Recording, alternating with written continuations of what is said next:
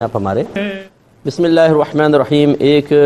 Question یہ آیا تھا کہ کیا بیوی اپنے شوہر کی باتیں اس کی کمزوریاں اپنے میکے میں ذکر کر سکتی ہے یا نہیں؟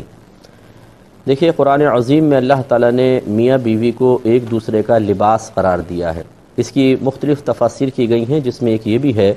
کہ یہ ایک دوسرے کے راز کے محافظ ہوتے ہیں۔ جیسے ہمارے جسم کے بہت سارے عیوب کپڑے پہننے کے بعد چھپ جاتے ہیں، لوگوں کو نہیں پتہ ہمارے جسم کی شیپ کیا ہے، ساخت کیا ہے، جسم پہ کہاں داغ ہے، کہاں دانہ نکلا ہوا ہے، کپڑے چھپا لیتے ہیں۔ اسی طریقے سے میاں بیوی کو ایک دوسرے کی راز کی حفاظت کرنی چاہیے، بہت اچھی انڈرسٹینڈنگ پیدا کرنی چاہیے۔